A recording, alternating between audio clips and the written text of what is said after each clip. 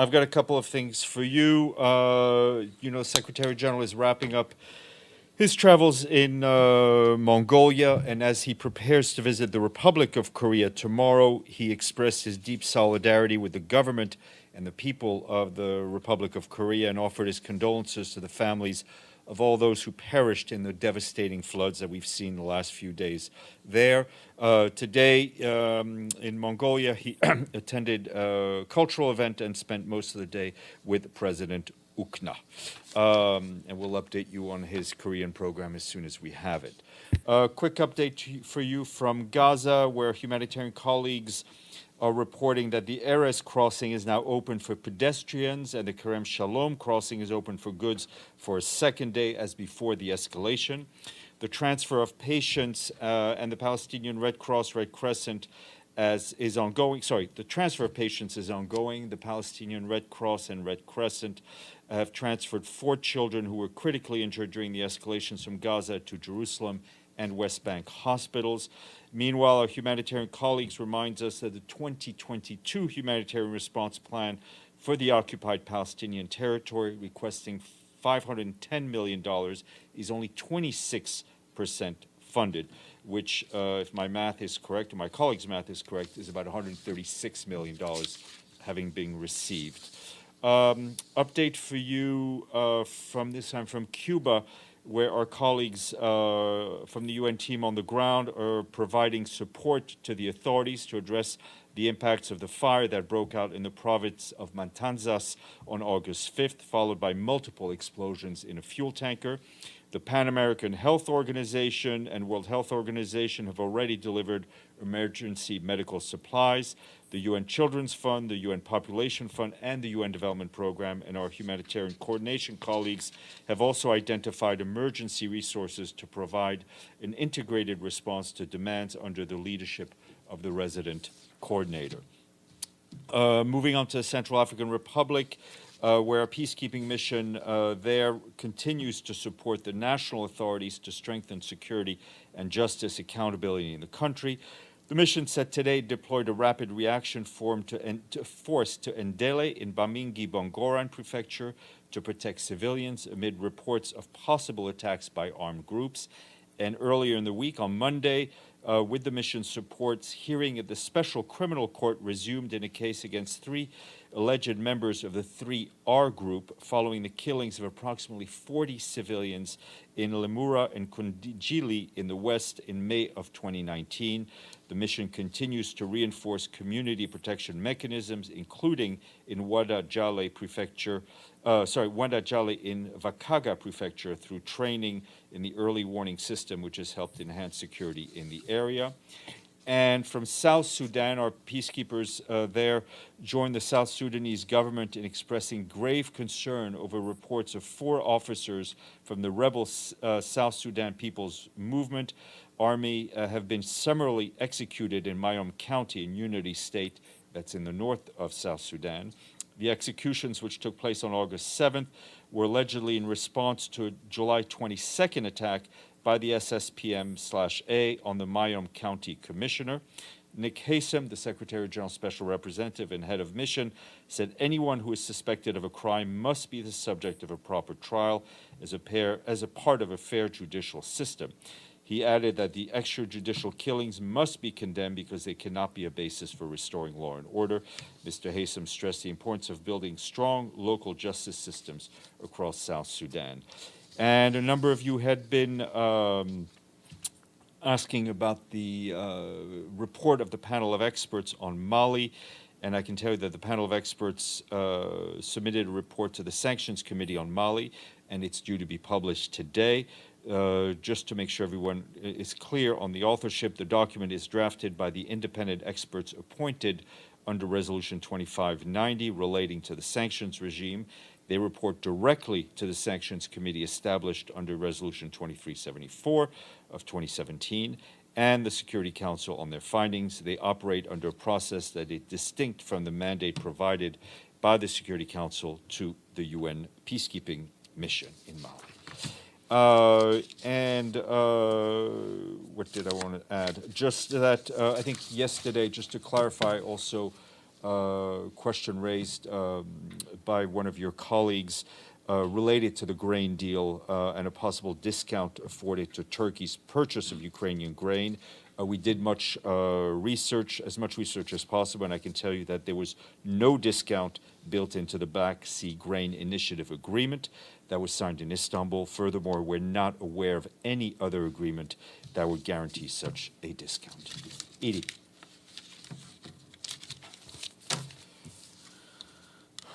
Thank you, Steph. There's been a call by the Group of Seven, among others, for Russia to give back total operation of the Zaporizhzhia nuclear plant to Ukraine and its experts. Is there any further word on getting an IAEA team into the plant? We would like to see an IAEA team get in the plant as soon as possible. They are leading those discussions with the relevant parties, and as I've said a number of times, we're supporting the IAEA in whatever way we can, but I think you should ask them where they are. Every day that goes by, I think it gets more and more critical to have a technical team of experts in the plant. Ibtisam. Thank you, Steph. I have a follow-up on regarding the statement you read about Gaza and the opening of the airs crossing and Karm Abu Salim. So you said that it's open for pedestrians and goods. Could you clarify more? Because as far as I know, there is a very limited number of people who can cross, except those who have only permission from the Israelis, and even people who have some are sick or need treatment for cancer and other issues, wait for months until they get permission from the Israelis to be able to go to the West Bank. Is this still the case? My understanding is that whatever regulations were in place, put in place by the Israelis remain, but the crossings are open under the framework that existed before this particular cycle of violence that we've seen. Lenka. Thank you, Stephane. Follow up on Edith's question on Zaporizhzhia. Is the Secretary General discussing with IAEA Grossi the possible visit directly, or is he waiting for the IAEA to finalize it? And I know you said he would like to see it as soon as possible, but is there any timeline, a week, a month? Thank you. Listen, I think we've all been here long enough to avoid predicting timelines. The IAEA is the technical agency within the UN system that is dealing with nuclear issues and the supervision of nuclear plants. We know that Mr. Grossi is in touch with the authorities in Russia and Ukraine. He is leading those discussions. We will support that mission in whatever way we can, in whatever way to make it happen. The Secretary General, Mr. Grossi, had a number of conversations, though none, I don't think, in the last 2 or 3 days. But the IAEA staff is in touch with whomever they need to be in touch with within the Secretariat as well. Yeah. Toshi Inaba from Kyoto News. Speaking of the Secretary General's visit to the Republic of Korea, can you elaborate on his purpose of the visit? And is he sending some message to North Korea, like on nuclear proliferation? He will, during the visit, meet with the President, President Yoon, who was recently, as you know, recently elected. There will be discussions having to do with the Secretary General's stated goal of the denuclearization of the Korean Peninsula, and there will also be discussions relating to climate, as they were in Japan. Both the Republic of Korea, as Japan and others, are members of the G20. The Secretary General has always firmly believed in the need for the G20 countries to lead on the fight against climate change, especially on issues relating to lessening the role of coal in their economies. Alan. Thank you, Stephane. There are reports saying that the EU is considering a next package of sanctions against Russia, which would include the ban for Russian citizens, private Russian citizens, to visit the countries of EU. If that happens, would you consider it as a violation of human rights? Thank you. If that happens, we'll comment. Thank you. Ibtisam, and then, sorry, and then Juliet. In July, I asked Farhan about Yemen and an independent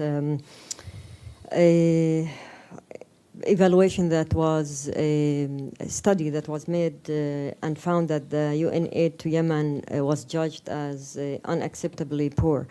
Back then, he said that you are aware of the report, you are working with the group, etc. My question is whether you are going to publish any statement or any results from these talks with the group, or Let me check. I'll go back and ask Farhan. Juliet. Hi, Juliet for Interpress News. So I have a question regarding the New York Times piece that was published today on UNDP's partnerships with the oil and gas company Geopark near the Siona Reserve in Colombia. The article revealed that the UNDP had compiled dossiers of people who were opponents of the oil industry, and some indigenous activists in the article said that they felt the UNDP's activities had put them at risk of harm. Especially severe in Colombia, where indigenous activists are killed quite frequently. Is there a comment on this or why the dossiers were prepared? Well, I think what UNDP has told us is that they refute any suggestion that they put the interest of extractive industry companies above the needs of poor and vulnerable communities that they support and they work with, notably in Colombia. They are continuously reviewing their engagements with extractive industries, companies, to make doubly sure they're fully in line with their mission and mandate and work for the benefit of poor and vulnerable people and align with countries' sustainable energies needs. And